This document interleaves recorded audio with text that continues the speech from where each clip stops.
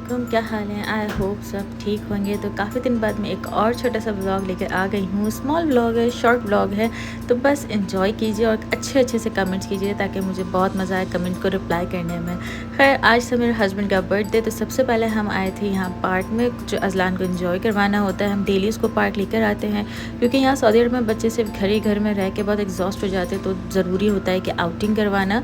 तो हम डेली लाजमी थोड़ी देर के लिए अज़लान को पार्क ज़रूर लेकर आते हैं। ये पार्क बहुत बड़ा था और यहाँ बहुत सारे सेक्शन थे बच्चों के, इस तरह के डिफरेंट स्लाइड्स थी और डिफरेंट तरीके के इन्जॉयमेंट्स थी।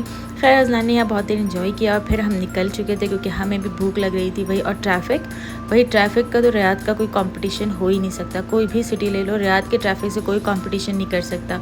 बहुत सारे ट्रैफ़िक को क्रॉस करते हुए हम जा रहे थे एक न्यू जगह पे खाना खाने, और रास्ता हमें इतना कोई बंजर इलाका मिल रहा था, मुझे तो लग रहा था पता नहीं कौन से कोने में जाएंगे हम। आजकल ये फेसबुक पे बहुत फेमस हुआ हुआ ये रेस्टोरेंट बन्नू पुलाव, तो हमने सोचा कि हमें भी ट्राई करना तो बनता ही है और स्पेशल ओकेजन है तो फिर तो लाजमी ही है।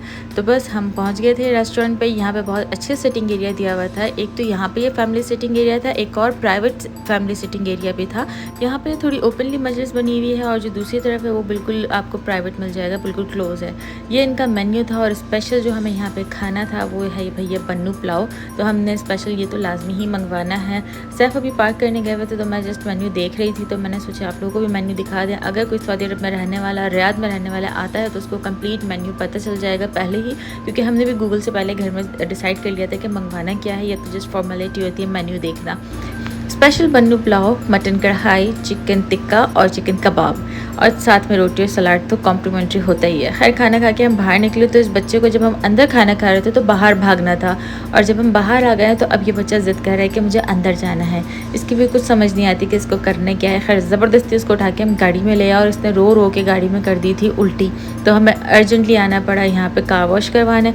मैं जस्ट यहाँ बैठ के कार वॉश करते हुए देख रही थी और इसको एंजॉय हो रहा था कि इसको देखना है वहाँ खड़े होकर। वहाँ पानी इतना था तो सैफ गोद में लेके इसको खड़े रहे जब तक कार वॉश नहीं हुई। और ये हमारी लास्ट कार थी, उसके बाद पूरा पेट्रोल पंप ही बंद हो गया था। हमें रात के यहाँ 12 बज चुके थे।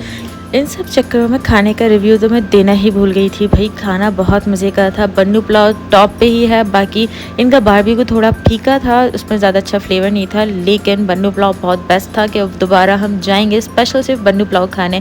कढ़ाई भी बहुत मज़े की थी। खाना हो गया लेकिन बर्थडे का केक कट नहीं हुआ क्योंकि मेरे हस्बैंड को भी केक नहीं पसंद, तो मैंने उनके लिए स्पेशल फ्रूट्स का केक बनाया था घर पे ही। मुझे इतनी खुशी हो रही थी कि मैंने कुछ एक स्पेशल बनाया। अच्छा, मैंने इस पर डेकोरेशन के लिए फ्रूट्स कम डाले थे क्योंकि हमारा पेट ऑलरेडी भरा हुआ था। ज़्यादा फ्रूट्स काटते तो फिर ख़राब हो जाते, खाने में नहीं आते, इसलिए जितने काटे थे वो हम खा लिया था।